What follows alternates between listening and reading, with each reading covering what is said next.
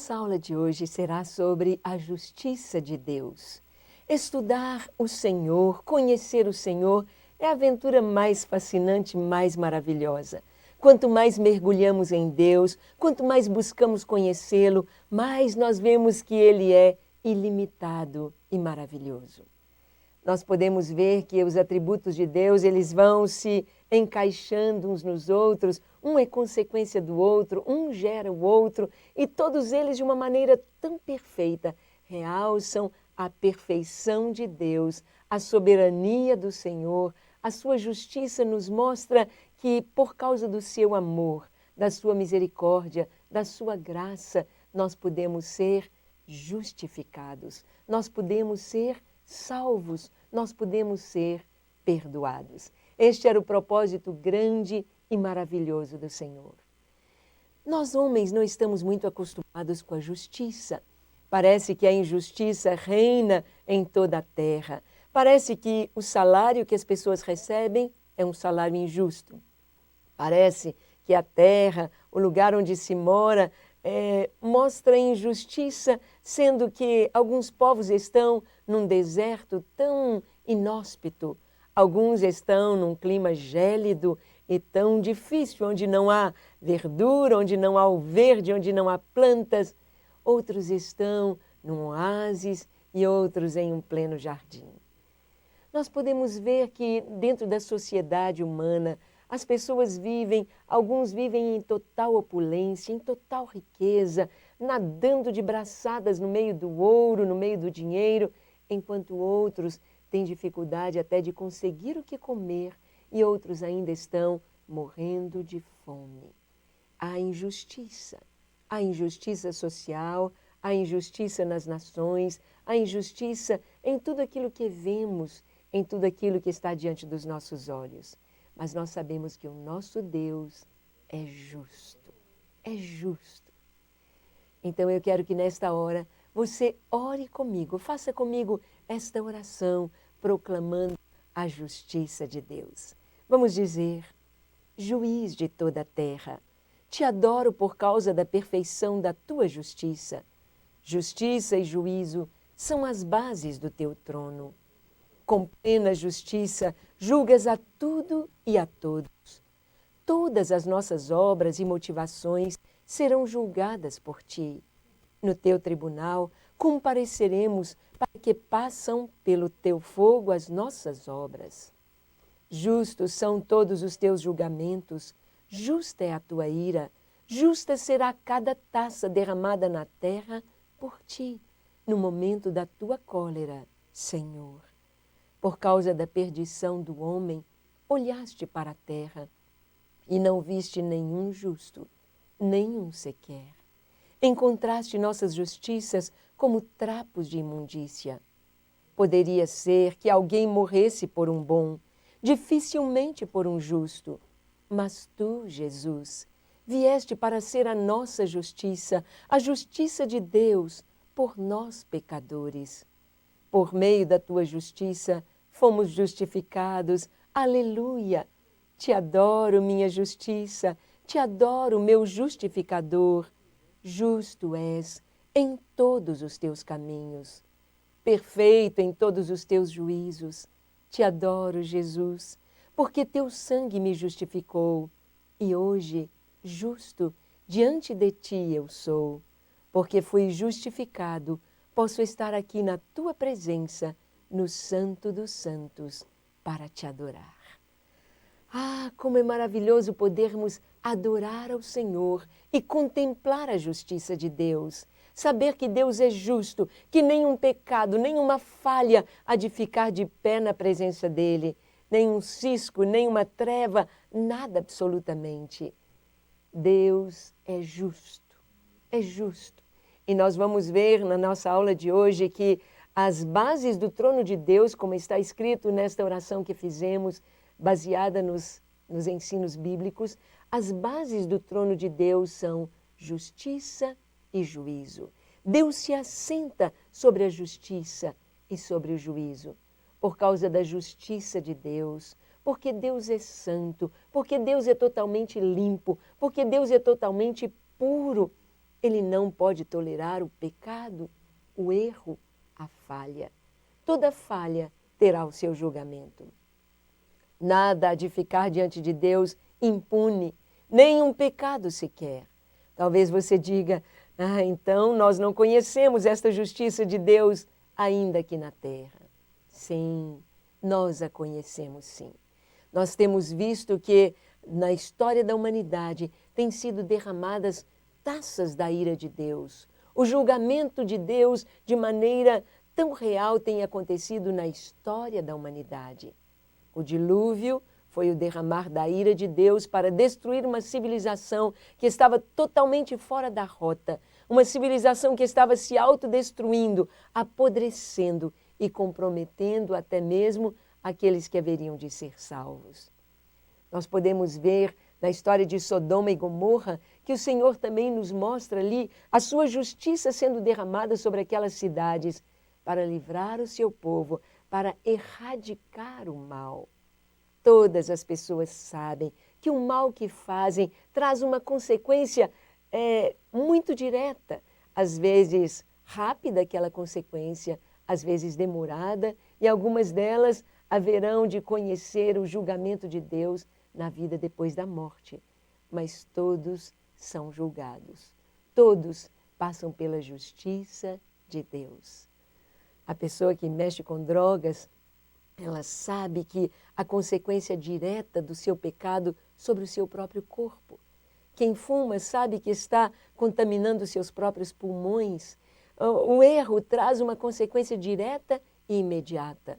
Um casal que se separa, principalmente quando tem seus filhos, a consequência é direta sobre a sua descendência e sobre toda a família. O pecado traz as suas consequências, como estabelecidas estas consequências pelo juízo de Deus. Vamos ver então um pouquinho a respeito da justiça, conhecer um pouco este atributo de Deus. Vamos ver no dicionário. Justiça no dicionário é conformidade com o direito, a virtude de dar a cada um aquilo que é seu. Conformidade com o direito, isto é, justiça. E dentro da justiça de Deus estabelecida na palavra, está escrito, porque o salário do pecado é a morte. Ou seja, quando nós pecamos, o que vamos receber não é um favor, não é um presente, é uma consequência imediata, é justo. O salário do pecado é a morte. Pecamos, temos de morrer. Porque pecamos, estamos condenados. O salário do pecado é a morte. E o homem, desde o início, ele conheceu a morte, porque Deus havia dito isto para Adão: no dia em que pecares, certamente morrerás. E nós sabemos que há dois tipos de morte. A morte espiritual, a separação de Deus, porque morte não é aniquilamento, morte não é a destruição e o desaparecimento, morte é separação. A morte física é a separação do corpo. O corpo é destruído, o corpo morre, o corpo falece, mas o espírito, a alma, esse ser imortal que está dentro de nós, esta vida o espiritual, permanece. Nós haveremos de ressuscitar e todos os homens haverão de ressuscitar, porque Cristo conquistou a ressurreição para nós. Adão pecou e nos deu como herança a morte. Jesus venceu o pecado e nos deu como herança a ressurreição do nosso corpo. Por isso Jesus disse: eu sou a ressurreição e a vida. Aquele que crê em mim, ainda que esteja morto, viverá. Então, dentro do direito, é a pessoa receber, é cada um de nós receber aquilo que é de direito. O pecado traz como direito a morte, o julgamento, o juízo de Deus sobre nós. Isto é, justiça no dicionário. Vamos ver também que justiça é a faculdade de julgar segundo o direito e melhor consciência. Nós sabemos que a nossa justiça está ainda trabalhando para buscar a perfeição. ainda há tanto para se conquistar, por isso tantos códigos penais são revistos durante o perpassar das civilizações do homem sobre a terra. Nas nações, de acordo com as suas crenças, de acordo com a sua filosofia, ali está a justiça daquela nação colocada no seu código penal. Nós sabemos que existem países que têm a condenação, a pena máxima, a pena de morte. Às vezes, dentro de um mesmo país, como nos Estados Unidos, nós temos alguns estados que aceitam a pena de morte e outros não. E isso tudo está relacionado com o direito. Mas sabemos que a justiça humana ainda está engatinhando frente à justiça de Deus. Está ainda aprendendo. Mas uma coisa é certa, aquilo que temos direito é aquilo que vamos receber, isto é, justiça. O salário do pecado é a morte. Quem jamais pecou? Quem dos homens, quem nasceu sobre a terra que nunca pecou? Sabemos que apenas uma pessoa escapou da justiça de Deus, da condenação, e esta pessoa é Jesus. Porque Jesus é o Filho de Deus e ele tem as duas naturezas. Ele teve a natureza humana, mas ele era Deus muito antes de encarnar. Somente Jesus pôde nos trazer a vida eterna e a ressurreição por causa da sua própria justiça. Nós vamos ver que Deus é justo. É algo que você precisa repetir, precisa compreender, precisa entrar dentro de nós. Deus é justo. Quem sabe você tem sofrido injustiças? Nós sabemos que as injustiças estão aí de uma forma tão grande em toda a humanidade, enquanto alguns países são ricos explorando países pobres. Aqueles países pobres estão clamando diante de Deus. Essa injustiça ela vem até o nível pessoal. Por exemplo, você se lembra da história do povo de Israel? Quando desceu ali para o Egito, Israel desceu como convidado de Faraó. José era o governador, o segundo homem abaixo de Faraó, e José salvou a nação no tempo de fome. E então o Faraó disse para José que ele trouxesse a sua família para habitar no Egito, para que estivesse livre daqueles anos de fome, porque ainda faltavam 5 anos de fome, quando Jacó e seus filhos desceram até o Egito, depois de saber que José, seu filho, estava vivo e era o governador do Egito. E então eles foram para lá, e ali foi-lhes dado escolher uma parte da terra onde eles pudessem habitar. José orientou seu pai a escolher a terra de Gósen, uma terra ali no delta do Nilo, uma terra fértil, onde havia pasto para o gado. 75 pessoas da família de Jacó desceram para o Egito. Claro que com seus servos, suas servas, mas da família mesmo, o sangue hebreu, o sangue de Abraão, 75 pessoas.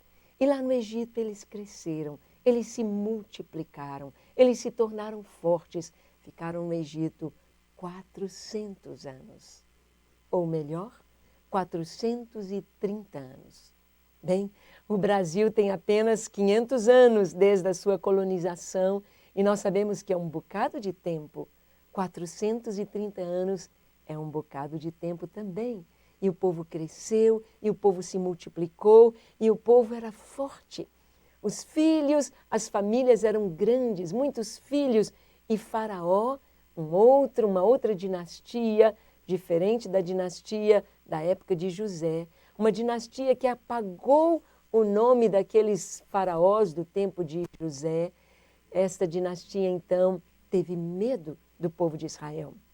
Teve medo que eles crescessem e pudessem buscar a sua independência, porque estando ali no Egito, eles puderam exigir deles que eles pagassem por estar na terra. E eles pagariam com trabalho escravo. Durante 150 anos, Israel foi escravo no Egito. 150 anos amassando barro, fazendo tijolos, construindo as 2 cidades celeiros para o Egito, a cidade de Pitom e de Ramsés. o povo de Israel no trabalho escravo. E o trabalho escravo é aquele trabalho, aquela exploração do homem, como nós ainda temos hoje. Hoje sabemos que em países como a China, que pode vender tão barato os seus produtos, é porque a mão de obra humana está tão barata que está na base da escravidão. Estas pessoas apenas ganham o que comer e comendo muito mal, por sinal. E o povo ficou ali no Egito, 150 anos como escravos. Mas Deus é justo. Deus é justo. Deus viu o sofrimento do seu povo. Deus ouviu o clamor do seu povo. Deus viu quantos do seu povo morreram ali, debaixo dos azorragues, dos chicotes, dos feitores egípcios. A justiça de Deus não estava caducando ou não estava esquecida. Deus estava contemplando toda aquela injustiça. E depois daqueles 150 anos de escravidão, completaram-se os 430 anos totais do povo ali no Egito. Deus levanta Moisés e usa Moisés como libertador para tirar o povo do Egito. Mas o povo não sairia apenas como a expressão que nós brasileiros usamos, uma mão na frente, outra atrás, ou seja, o povo não sairia como escravo depois de trabalhar 150 anos para o Egito. Eles não sairiam de mãos vazias. Aqueles 150 anos de trabalho dentro da justiça de Deus seriam totalmente pagos. E Deus disse a Moisés: fale com as mulheres, fale com o povo de Israel no último dia, na saída do Egito, quando foi derramada a última praga sobre o Egito, a praga da morte dos primogênitos. Fale que cada uma peça à sua vizinha, peça aos seus vizinhos objetos de ouro, de prata, de bronze, tecido, peçam coisas preciosas, pedras preciosas e peles de animais, apenas coisas que tenham grande valor, assim como madeira. E então começaram a pedir naquele dia. E o povo de Israel recebeu, com juros e correção monetária, o pagamento pelos 150 anos como escravos no Egito. Deus é justo. Deus é justo. Às vezes as pessoas fazem injustiça, oprimem o pobre, tiram o pão dos outros, fazem para si salários injustos, exorbitantes para si mesmos e tão pequenos para os outros que estão abaixo deles. Mas Deus é justo. O salário do trabalhador clama. A comida do pobre está diante de Deus, a sua necessidade. E Deus é justo. É algo que nós precisamos sempre nos lembrar. Isso nos traz temor e tremor diante do Senhor. Deus é justo. Prosseguindo, por causa de sua justiça, Ele não pode suportar o pecado ou qualquer iniquidade. Porque Deus é justo, o seu juízo há de cair sobre o pecado e sobre os pecadores. Deus ama o homem, Deus ama cada um de nós, Ele ama a mim, Ele ama você, mas Ele não suporta o pecado nas nossas vidas. Ele não pode tolerar o pecado. No céu não vai entrar pecado. A Bíblia termina dizendo no capítulo 22 de Apocalipse, de fora dos céus, de fora da Nova Jerusalém, ficarão os mentirosos, os ladrões, os efeminados, os roubadores, os assassinos e os adúlteros. Eles ficarão de fora. O pecado não pode entrar na presença de Deus. Então nós perguntamos, e agora? O que vai ser de cada um de nós? Porque sabemos que o homem tem essa natureza pecaminosa, sabemos que o bem que a gente quer fazer, quantas vezes nós lutamos para fazer o bem e não conseguimos? Quantas pessoas estão aí dizendo, eu quero parar de fumar e não conseguem. Eu quero parar de beber e não conseguem. Eu quero parar com a prostituição e não conseguem. Eu quero parar de pecar e não conseguem. Realmente, porque há uma inclinação dentro de nós para o pecado, uma natureza que foi herdada de Adão, injusta, pecadora. nós vamos ver o que a palavra de Deus nos diz. Não havia sobre a terra nenhum justo, ninguém que fizesse o bem e agradasse a Deus. De todos os homens, Deus olhando para a terra, não havia ninguém. É interessante que quando olhamos os personagens da Bíblia, homens e mulheres tão maravilhosos, que amaram a Deus, que serviram ao Senhor, que marcaram a história, que foram adoradores, que foram patriarcas, que foram homens de fé. Mas a Bíblia nos mostra de uma maneira muito clara, sem nenhum retoque, o seu retrato e as suas falhas. Vemos Abraão, um homem de fé, o pai da fé, foi chamado amigo de Deus. Mas Abraão, até ser chamado um homem de fé, ele falhou tanto na fé. Deus disse, sai da tua terra. Ele saiu, mas parou na fronteira. Ele parou ali junto ao rio Eufrates. Ou seja, estava ainda dentro da Mesopotâmia. Aí o pai dele morreu, ou seja, Deus teve de, em outras palavras, teve de levar o pai dele para ele prosseguir a viagem, para ele completar o chamado de Deus. E Deus havia dito, sai da tua parentela. E ele levou o sobrinho dele com ele, levou Ló junto consigo.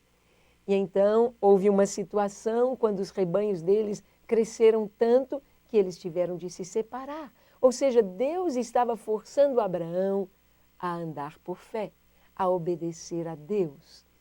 Até o ponto quando Deus disse que ele teria um filho, que ele teria uma descendência abençoada, e aí eles também falham na fé e nasce Ismael, o filho de Abraão com a sua escrava egípcia.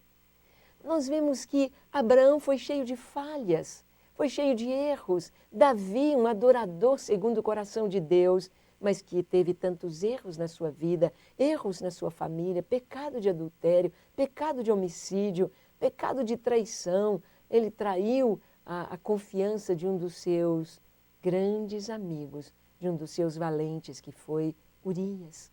E assim nós vemos tantos. Vemos o apóstolo Paulo, esse homem de Deus, cheio do Espírito, mas há um momento quando Paulo se ira, fica bravo e traz uma palavra que ele não deveria e ele tem de voltar atrás naquela palavra. Quando ele está diante do julgamento e um soldado lhe esbofeteia o rosto e ele olha para aquela pessoa que mandou esbofeteá-lo e diz, Deus te ferirá, parede branqueada. E alguém próximo a ele disse, tu estás injuriando o sumo sacerdote. Ele teve de voltar atrás. Eu não sabia que era o sumo sacerdote, porque na palavra está escrito, não falarás mal do teu príncipe. Paulo, ele perdeu um pouco a paciência ali e ele teve de voltar atrás. E vemos assim, Pedro negando Jesus. Nós vamos vendo tantas situações, Deus mostrando que não havia um justo sequer. Não há uma única pessoa que não tivesse falhas, não tivesse os seus próprios defeitos. Por isso, a justiça de Deus vai agir na terra, ligada com seu amor, sua misericórdia, através de Jesus. O mais alto padrão de vida se deriva do caráter de Deus, de sua justiça. Para nós sermos parecidos com Deus, precisamos subir muito alto. O padrão humano, não existe ninguém no padrão humano para chegar perto de Deus. Apenas houve o próprio Filho de Deus que se fez homem e subiu além do padrão. E nos deu uma base ética de vida além do padrão humano. Jesus nos traz essa ética no Sermão do Monte, dizendo, olha, se o teu inimigo tiver fome, dá-lhe de comer. Se tiver sede, dá-lhe de beber. Abençoem aqueles que te maldizem. Façam bem para aqueles que te fazem o mal. Fale bem daqueles que estão falando mal de vocês. Ele disse, teu inimigo, se alguém te ferir numa face, volta o outro lado do rosto. Perdoe, ame. E esta palavra para perdoar. Perdoar não como Pedro pensou, até 7 vezes, mas o Senhor disse, não digo, Pedro, que até 7 vezes, mas até 70 vezes 7. o perdão liberado para a mesma pessoa, pelo mesmo pecado, no mesmo dia. 70 vezes 7. Ter um coração manso, misericordioso, perdoador, isto é impossível para a natureza humana, mas isto é possível quando o próprio Deus vem habitar em nós. Quando o Espírito de Deus, que é santo, que é justo, que é misericordioso, que é bondoso, vem habitar em nós. Mas para que isto aconteça, é necessário resolver o problema dentro do pecado. A Bíblia nos diz em Apocalipse 15:3 que os anjos em coro proclamam nos céus: justos e verdadeiros são os teus caminhos. Os caminhos de Deus, os propósitos de Deus são justos e verdadeiros. E Deus planejou um único caminho para que um homem pudesse encontrar salvação e estar justificado diante de Deus. Para que o homem pudesse ser justo na presença de Deus, ele abriu um caminho que não é largo, um caminho que não é fácil, mas é um caminho que é estreito, um caminho que é apertado, um caminho que passa um a um. E por esse caminho a gente passa despojado de toda aquela, as malas, de todas as bagagens mundanas. Nós temos de deixar isso tudo para trás e passar apenas cada pessoa por esse caminho que é estreito. Este caminho é Jesus, o caminho da vida, um caminho de renúncia, mas é um caminho de amor, mas é um caminho doce, mas é um caminho maravilhoso, porque nós temos a presença de Deus conosco, o coração limpo diante do Senhor, o coração purificado pelo sangue de Jesus, o coração livre para voar, galgar as alturas e conhecer Deus e se alegrar na justiça de Deus.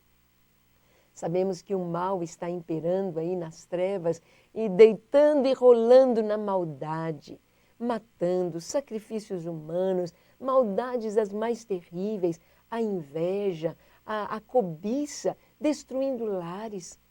Quantas pessoas procuram cartomantes, procuram trabalhos de espiritismo, de feitiçaria, para destruir um lar, para tomar um marido, para tomar uma pessoa. Quanta coisa má é feita, colocando doenças nas pessoas, gerando morte para as pessoas. E o mal está aí nadando de braçadas em toda a injustiça que impera atualmente na humanidade. Mas nada disso fica impune diante de Deus. O salário do pecado é a morte. Falamos que existe a morte física, a separação do corpo, mas a segunda morte é a morte espiritual, é a separação do homem de Deus. E não há coisa mais terrível do que estar separado de Deus. O que as pessoas sabem clamar nos momentos de dificuldade é: Deus me ajude, porque Deus é bom e Ele nos ajuda mesmo. Mas você já imaginou alguém passando as coisas mais terríveis, os sofrimentos mais terríveis, mais doídos, e não ter esperança? Não ter esperança. Nós vivemos momentos difíceis, quem sabe você está vivendo uma enfermidade, uma situação difícil, mas você sabe que vai passar. E você clama, e você ora, e você vê Deus agir. Mas e as pessoas que estiverem no inferno não terão esperança. Por isso, é necessário que hoje, nesse dia que se chama hoje, a situação seja acertada diante da justiça de Deus. Como será isso? Como Deus pode exercer a justiça dele, trazendo paz e vida para o nosso coração? A resposta é esta: Cristo veio para que Deus pudesse ser justo e o justificador dos que creem. Romanos 3, 26. Jesus veio. Jesus veio. Para que você possa entender um pouquinho a justiça de Deus em Cristo. Há uma história real de um chefe de uma tribo bem primitiva. Aquele homem ali estava governando sobre as pessoas ali da sua tribo e ele fez uma plantação de abacaxis. E ele disse que aquela plantação era dele. E ele então avisou para todo mundo, olha, ninguém pode pegar dos meus abacaxis. Se alguém pegar um abacaxi, vai ter punição. E aconteceu que alguém estava furtando seus abacaxis. Quando os abacaxis estavam maiores, ele começou a dar falta. Um foi colhido, outro foi colhido. E ele então foi dando as sentenças. Olha, vai acontecer isso. Tantos açoites para o ladrão dos abacaxis. E ninguém se apresentou. E cada dia ele ficava mais irado, com muita raiva, porque os seus abacaxis estavam sumindo. E ele então deu uma sentença muito dura. Ele disse assim, olha, se nós descobrirmos o ladrão destes abacaxis, ele vai ser açoitado, amarrado no poste, açoitado até morrer. Para servir de lição para todos, para ninguém mexer nas coisas dos outros. E os abacaxis continuaram desaparecendo. E aí uma inspeção muito acurada e foi descoberto o ladrão. O ladrão era a própria mãe daquele cacique. E agora, ele iria executar a sentença, ele tinha de fazê-lo. Amarraram a sua mãe ali naquele poste e alguns homens bem fortes vieram para açoitá-la e ela deveria ser açoitada até a morte. Então aquele cacique, ele tirou a sua camisa, a sua túnica e ele caminhou para aquele poste. E todos estavam olhando o que ele iria fazer. E ele então abraçou ali a sua mãe que estava amarrada, com as suas costas para o chicote. E ele estava pronto para receber as chicotadas no lugar da sua mãe. Exatamente isso foi o que Jesus fez por nós. Nós somos os ladrões de abacaxis. Nós somos os errados, nós falhamos, nós pecamos, nós erramos, nós mentimos, nós fizemos toda sorte de males. Mas a culpa ou o castigo veio sobre Jesus. É como se ele nos abraçasse e recebesse as chicotadas que viriam sobre nós. E ele foi açoitado, em outras palavras, até a morte. Ele foi até a morte, e morte de cruz, e morte com muita vergonha, e morte com muita... morte terrível, morte com muito sofrimento. Mas ele disse, ninguém tira a minha vida, eu de mim mesmo a dou. Jesus, ele se ofereceu para dar a vida no nosso lugar, para levar a minha culpa, para levar a sua culpa, para levar a nossa culpa e para ser o justo e o justificador. Quando nós cremos em Jesus, cremos que aquilo que ele fez por nós foi no nosso lugar, que ele levou a nossa culpa, que ele pagou a nossa condenação, que ele assumiu o nosso lugar e que nós fomos livres daquela pena que ele morreu por nós. Por exemplo, aquele cacique que levar aquelas chicotadas, ao morrer ali por sua mãe, ela estaria livre. Ela estaria livre. E o que passaria na mente daquela mãe depois de ver o seu filho dando a vida por ela? Eu creio que nunca mais ela roubaria nada de ninguém, de ninguém. Jesus é justo e ele é o justificador. Ou seja, a obra da justificação só é possível por causa de Jesus. Justificação é um ato declaratório de Deus dizendo que não temos culpa. É Deus olhando para nós e como juiz batendo o martelo dizendo, o réu é inocente. É inocente. Inocente não porque não fizemos, mas inocentes porque a nossa culpa foi paga.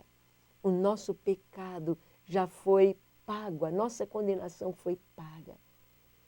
Por isso, ali na cruz, quando Jesus deu a sua vida, entre aquelas 7 palavras que ele disse ali na cruz, aquelas 7 frases, uma delas foi, está consumado. Teletestai, no grego, está consumado. E esta é uma palavra no sentido dentro do direito. Era uma palavra dentro dos julgamentos, era uma linguagem jurídica. Está consumado. Quando uma pessoa é condenada, vamos dizer, a 10 anos de prisão. E ela cumpre aqueles 10 anos de prisão. E ela não fez mais nada errado, e lá dentro da prisão, ela cumpriu a sua pena. Então, quando ela sai, no seu papel, na sua ficha, essa palavra seria colocada naquela época, teletestai, ou está consumado, cumpriu a pena, não deve mais nada à sociedade, está livre, não tem nada que pese sobre ele, sua ficha está limpa, teletestai.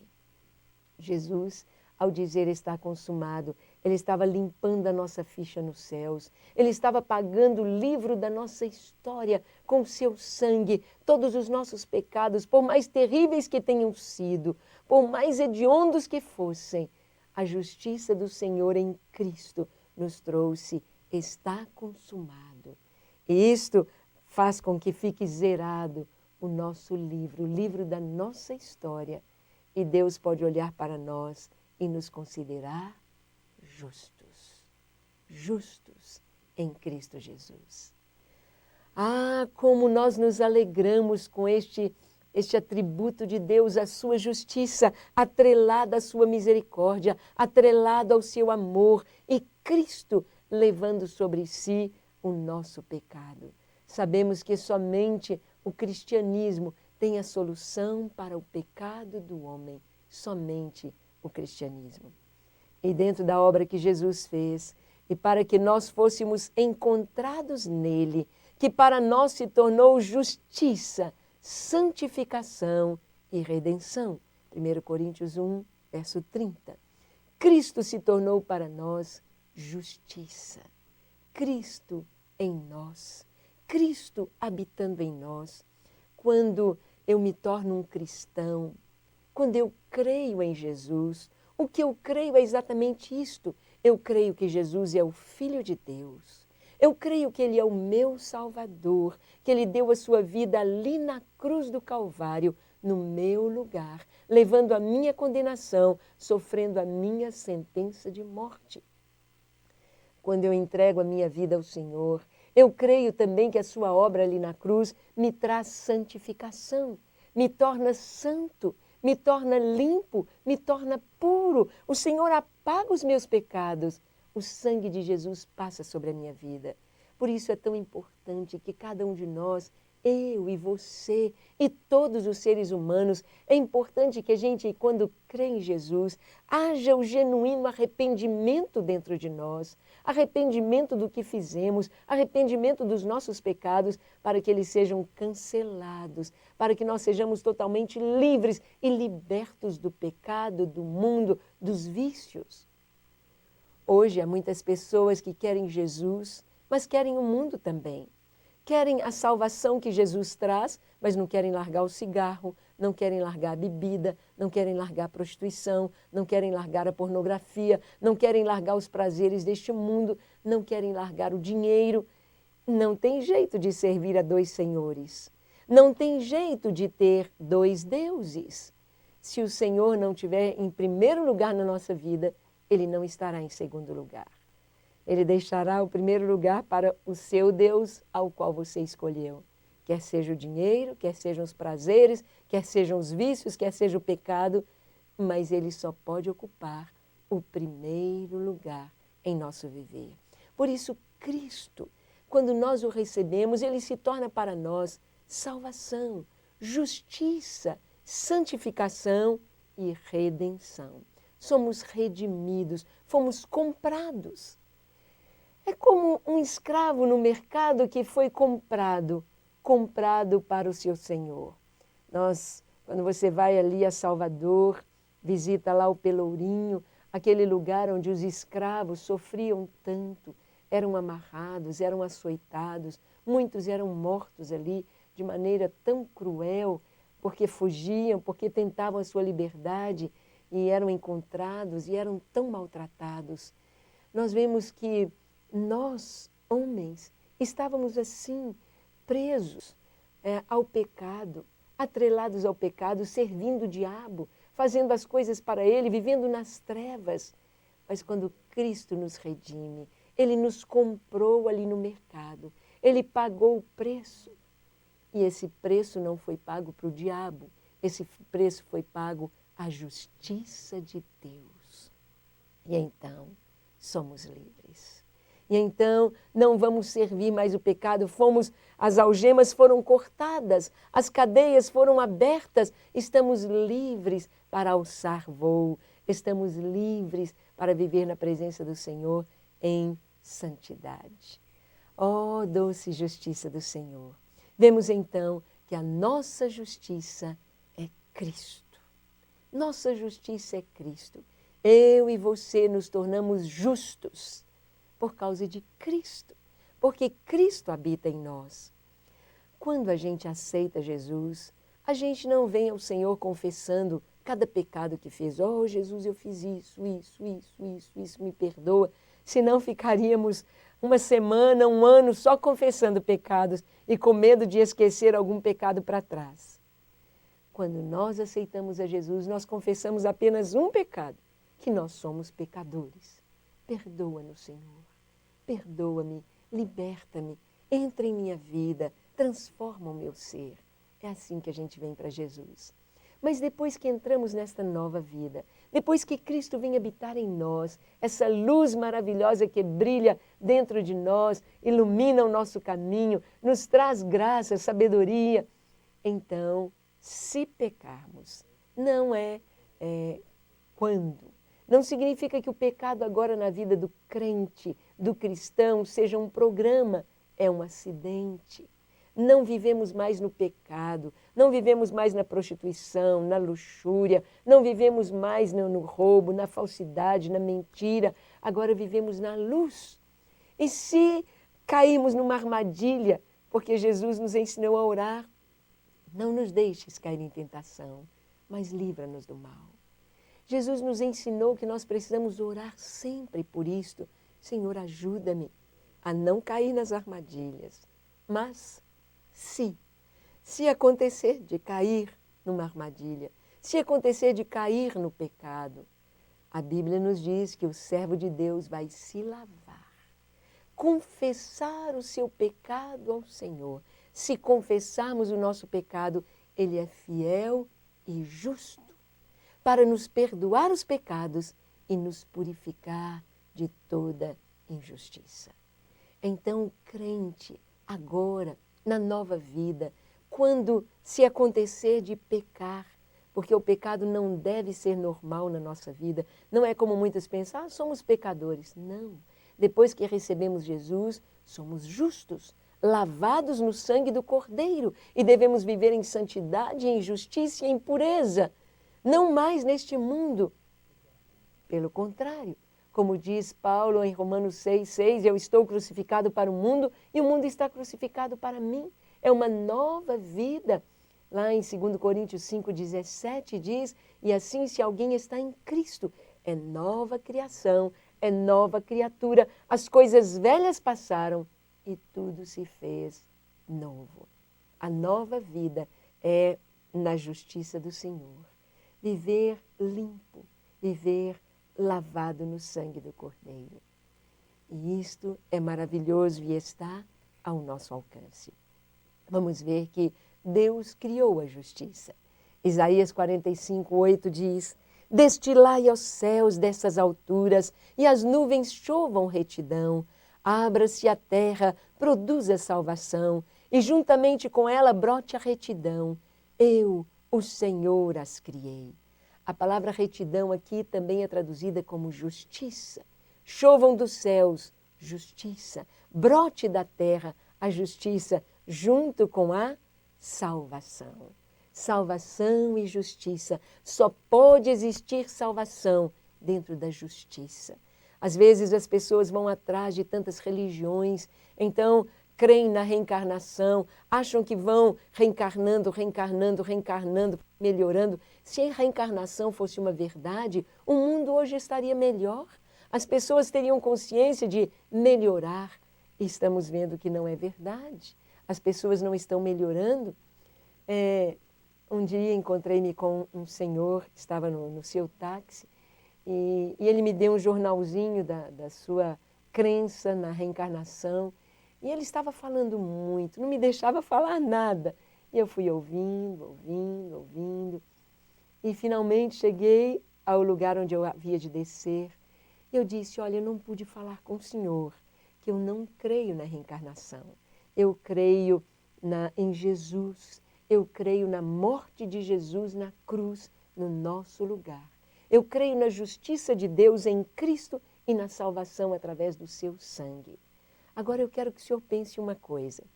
Se vocês que creem na reencarnação estiverem certos, nós os crentes, nós os cristãos, crentes em Jesus, que temos a Bíblia como nossa regra de fé e prática, nós estamos muito bem. Porque o crente é aquele que não fuma, não rouba, não mata, não tem uma vida bonita. O crente mesmo, aquele crente que dá testemunho mesmo, ele está muito bem. Mas agora, preste atenção, se nós estamos certos e vocês estão errados, então está ruim para vocês. Porque sem Jesus, todos os homens estarão condenados no inferno. E eu disse para aquele senhor, preste atenção, por um ato de inteligência, vale a pena ser cristão, vale a pena ser um crente, vale a pena correr para a cruz e tomar posse do perdão dos pecados no sangue de Jesus. Vale a pena.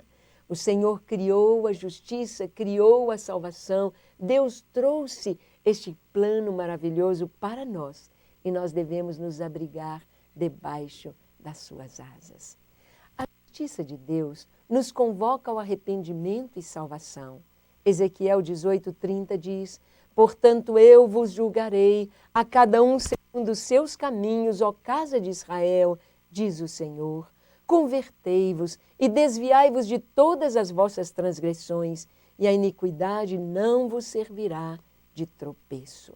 O chamado do Senhor é este, a justiça vai ser implementada. A justiça há de ser executada e o chamado de Deus é convertei-vos. Converter é deixar o mau caminho, converter é se arrepender, é mudar de direção. É como se você estivesse caminhando nesta direção, estivesse indo para as trevas, indo em trevas para a perdição, para o buraco, para o abismo, para o inferno, e você então muda, você dá uma guinada, 180 graus, e você volta por esse caminho em direção à cruz, em direção ao céu, em direção a Deus e a sua justiça. Então, é muito importante essa chamada do Senhor, convertei-vos. Convertei-vos é a chamada dele para exercer em nós a sua justiça e salvação. Deus é justo e justificador do que tem fé em Jesus. Romanos 3:26 diz, tendo em vista a manifestação da sua justiça no tempo presente, para ele mesmo ser justo e o justificador daquele que tem fé em Jesus. Jesus é o nosso justificador. Jesus levou sobre si a nossa culpa. Jesus levou sobre si as nossas falhas, os nossos erros, o nosso pecado, os nossos crimes e apagou a cédula da dívida que era contra nós nos céus. Ele é justo e é o justificador. Deus é fiel e justo para nos perdoar. 1 João 1,9 diz, se confessarmos os nossos pecados, Ele é fiel e justo para nos perdoar os pecados e nos purificar de toda injustiça. Vemos então que dentro da nova vida, Deus quer que andemos limpos. Assim como a gente todos os dias toma banho, troca de roupa, fica limpinho, assim também na vida espiritual. O crente precisa estar sempre limpinho, transpirando e respirando santificação, limpeza. A sujeira deve nos incomodar. Quando você está andando na rua limpinho e você passa na calçada e um carro espirra água de esgoto em você, ou quando você pisa numa sujeira de cachorro, estrume de cachorro ali na rua, você tem um mal-estar tão grande, você quer tirar aquele sapato, jogar fora, você quer trocar aquela roupa, tomar um banho, passar um perfume. Nós queremos ficar limpos, limpos, acostumar com a limpeza.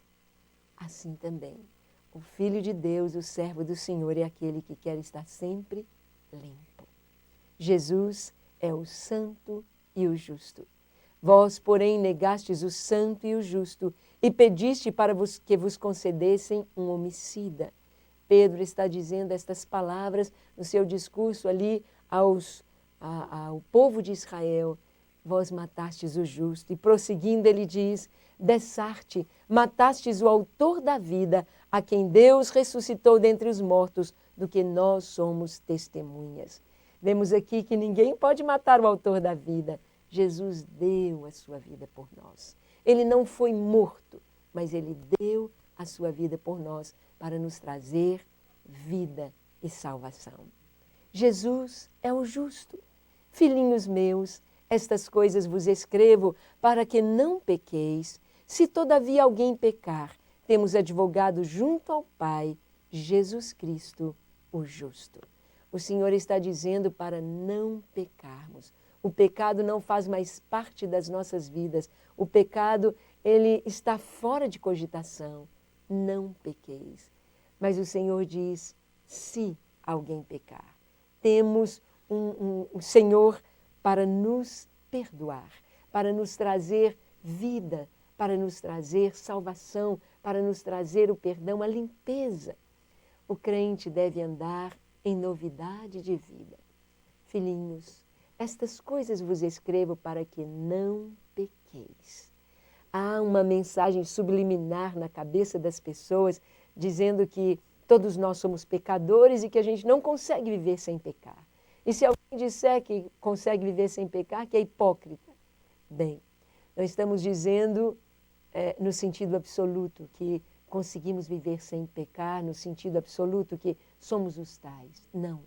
Mas a Bíblia nos traz em Jesus um modo como termos uma vida reta, uma vida justa na presença do Senhor, uma vida santa.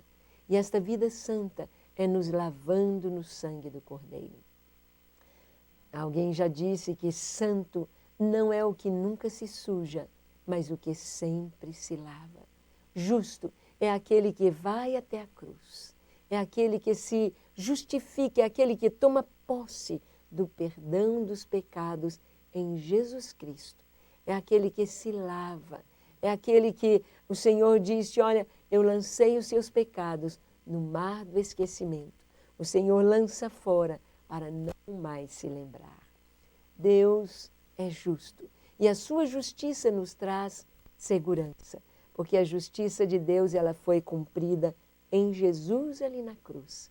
E a cruz é a prova do amor de Deus, da misericórdia de Deus, da graça de Deus para as nossas vidas.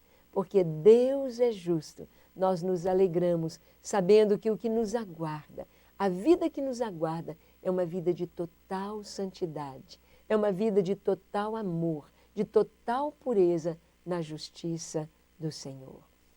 Eu quero que você pense um pouquinho nesse momento que nos resta de nossa aula. Eu quero que você pense um pouquinho a respeito da vida que nos aguarda. Já pensou se a gente fosse viver uma eternidade como aqui na Terra, com tantas injustiças acontecendo? E as pessoas têm tantas perguntas. Ah, por que um nasce aleijado? Por que morre uma criança? Por que as pessoas sofrem? Tudo isto é consequência do pecado. Isto não foi plano de Deus. No plano de Deus, Deus fez o homem perfeito. Deus fez o homem inocente. Deus fez o homem cheio de amor para amar e ser amado. O pecado quebrou este propósito, o pecado veio trazer a morte. Mas o plano de Deus é que vivamos em santidade, em pureza, em justiça na sua presença. E um dia, naquele dia, quando houver o arrebatamento da igreja, quando nós formos arrebatados ao ouvir a última trombeta, seremos transformados. Essa natureza pecaminosa vai sair das nossas vidas. Seremos semelhantes a Jesus, totalmente santos, totalmente justos, totalmente perfeitos, cheios do seu amor. Maranata, vamos aguardar com alegria este dia. Amém? Que Deus te abençoe ricamente e se alegre com este Deus que é justo.